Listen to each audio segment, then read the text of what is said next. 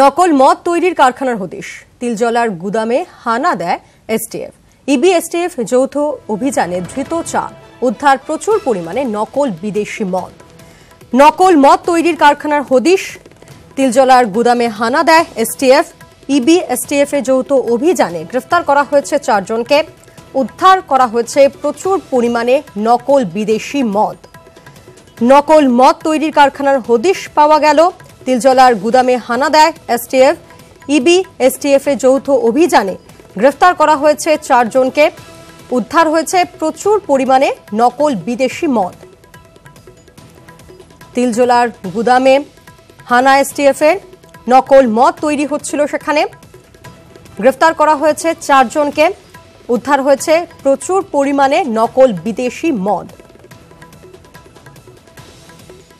সুশোভন ভট্টাচার্য রয়েছেন আমাদের সঙ্গে টেলিফোন লাইনে।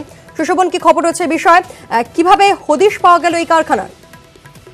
দেখো, কুষ্টিয়া রোডের একটি জায়গায় সেখানে একটি আবাসন রয়েছে। সেই আবাসনের মধ্যে একটি ঘরে, যেটা দীর্ঘদিন ধরে তথ্য ছিল একদিকে এসটিএফ এবং অন্যদিকে ইডির হাতে, যে সেই ঘরের মধ্যে কিন্তু বিভিন্ন লেভেল এবং বিভিন্ন বোতল এনে সেখানে মদ সাপ্লাই করা হয় বলে অভিযোগ ছিল।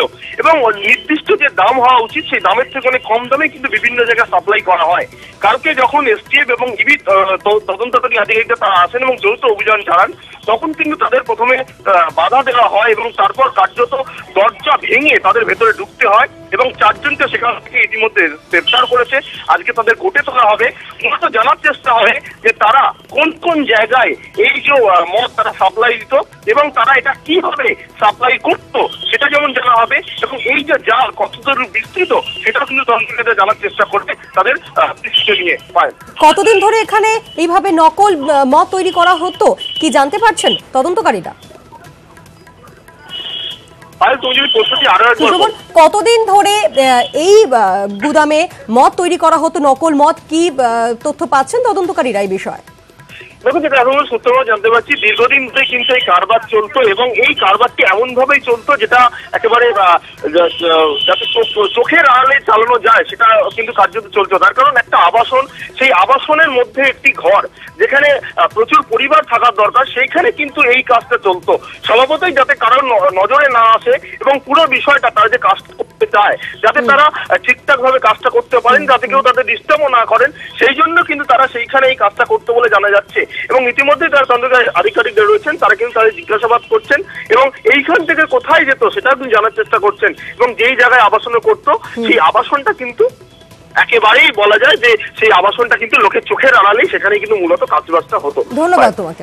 আমাদের সঙ্গে টেলিফোনে ছিলেন আমাদের প্রতিনিধি সুশোভন ভট্টাচার্য। অর্থাৎ নকল মদ তৈরির কারখানার হদিশ পেল এসটিএফ এবং ইতিমধ্যেই গ্রেফতার করা হয়েছে চারজনকে। কোথায় বিক্রি করা হতো তা এবং কারা কারা জড়িত এই পুরো ঘটনার সঙ্গে তা নিয়ে ইতিমধ্যেই তদন্ত শুরু হয়ে গিয়েছে এবং ধৃতদের জিজ্ঞাসাবাদও করা হচ্ছে। কলকাতাগামী বিটি রোড বন্ধ থাকবে। ব্যারাকপুর কলকাতাগামী বিটি রোড বন্ধ থাকবে 20 জানুয়ারি থেকে 5 ফেব্রুয়ারি পর্যন্ত বন্ধ থাকবে, এমনটাই জানা গিয়েছে। অরুণ ঘোষ টেলিফোন লাইনে রয়েছেন আমাদের সঙ্গে। কেন বন্ধ রাখা হবে বিটি রোড এবং বন্ধ রাখার ফলে কোনো বিকল্প ব্যবস্থা কি করা হয়েছে, কি জানতে পারছো? দেখো পায়েল, ব্যারাকপুরের দিক থেকে শিয়ালদার দিকে যাওয়ার যে ডানলবের তলায় যে বিটি রোডটি রয়েছে সেখানে কিন্তু ডানলব ব্রিজের তলায় কাজ হবে। অনেকদিন ধরে সংস্কারের কাজ বন্ধ ছিল, যার ফলে ব্রিজের যে তলায় থাম্বাগুলো আছে ওর পাশে অনেক ক্ষতি হয়ে গেছে, যার ফলে সেই জায়গাটা মেরামত করা হবে। ফলে ওয়ান ওয়ে হয়ে যাবে রাস্তাটি। ফলে এমনি ডানলব ব্রিজের তলায় খুব জ্যামজটের সৃষ্টি হয়। শিয়ালদা থেকে ব্যারাকপুরে আসার যে রাস্তাটি রয়েছে সেটি দিয়েই ওয়ান ওয়ে করে গাড়িগুলো পাস করা হবে এবং দক্ষিণেশ্বরের দিক থেকে ডানলবের দিকে রাস্তা খোলা থাকবে এবং জিসি পাল ঠাকুর রোড সেটাও কিন্তু খোলা থাকবে। ফলে একদিকে রাস্তা কিছুটা হলেও বন্ধ থাকবে এবং কাজ হওয়ার জন্য কিন্তু জ্যামজটের একটা সৃষ্টি হওয়ার সম্ভাবনা রয়েছে। তবে প্রশাসনের তরফ থেকে বলা হচ্ছে যে যত তাড়াতাড়ি সম্ভব এটিকে সারাই করে দেওয়া হবে। ধন্যবাদ। আমাদের সঙ্গে টেলিফোন লাইনে ছিলেন অরুণ ঘোষ।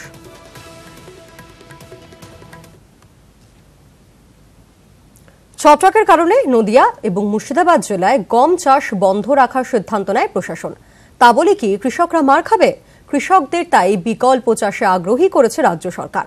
সরষে, মুসুর, ডাল শস্য এবং তৈলবীজ চাষ করছেন কৃষকরা। বীজ দিয়েছে প্রশাসন। লাভের মুখ দেখছেন মুর্শিদাবাদের কৃষকরা।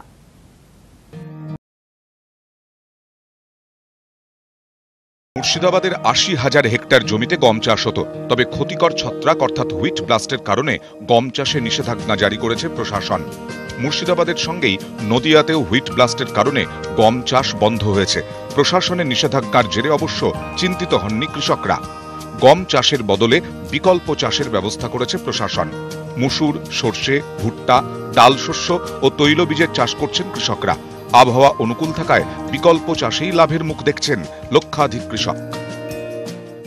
তো আমাদের এই গম চাষের বিকল্প পরিবর্তে আমরা আলু, ভুট্টা, মসুর, রাই এসব চাষ করেছি এবং আমাদের হরিয়ারপাড়া আইডি অফিস থেকে আমাদের এডিও সাহেব আমাদেরকে এইসব ছোলার বা বীজের ব্যবস্থা করে দিয়েছেন। সেই বীজ আমরা দিয়ে আমরা মাঠে চাষ করেছি। প্রত্যেকটা ফসলে মসুরও ভালো আছে, ছোলাও যারা বুনেছে তাদের ছোলাও খুব ভালো আছে। সব ছোলা, মসুরি, রাই এইসব জিনিস আমরা বলেছি। ধরুন 10 কাঠা, কোন জায়গায় 1 বিঘে, কোন জায়গায় 5 কাঠা, এরকম। কৃষকদের মসুর, ছোলা, সর্ষে, ভুট্টার বীজ দেওয়া হয়েছে। নতুন ফসল চাষের পদ্ধতিও শেখানো হয়েছে। জমিতে কত পরিমাণ সার, কীটনাশক দিতে হবে তা শেখানো হয়েছে। ফসল বীমা যোজনার ব্যবস্থা করা হয়েছে। এতে কোনো প্রাকৃতিক দুর্যোগে ফসলের ক্ষতি হলে কৃষকরা ক্ষতিপূরণ পাবেন।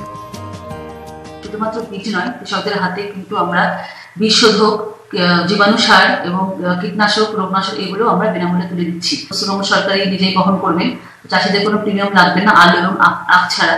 তো বিনা প্রিমিয়ামে এই সমস্ত ফসলের ফসল বীমাও কিন্তু আমরা চাষিদেরকে করিয়ে নিয়েছি। এইভাবে বিকল্প চাষে আমরা চাষিদের পাশে আসি। গম চাষ বন্ধ অর্থাৎ হুইট হলিডে পালন প্রথমে রাজি না হলেও পরে বিকল্প চাষে সম্মতি দেন কৃষকরা। লাভবানও হয়েছেন। সরকারি পরিসংখ্যান বলছে, রাজ্যে যেখানে 2010-2011 সালে 7 লক্ষ মেট্রিক টন তৈলবীজ উৎপাদন হয়েছে, সেখানে 2017-2018 সালে রাজ্যে তৈলবীজ উৎপাদন হয়েছে 11 লক্ষ মেট্রিক টন। রাজ্যে যেখানে 2010 থেকে 2011 সালে 4 লক্ষ মেট্রিক টন ভুট্টা উৎপাদন হয়েছে, সেখানে 2017-2018 সালে রাজ্যে ভুট্টা উৎপাদন হয়েছে 13 লক্ষ মেট্রিক টন। সব মিলিয়ে চেনা চাষের বাইরে বিকল্প চাষ করেও কৃষকদের মুখে লাভের হাসি। ক্যামেরায় রাকিবুল ইসলামের সঙ্গে প্রণব বন্দ্যোপাধ্যায়, নিউজ 18 বাংলা।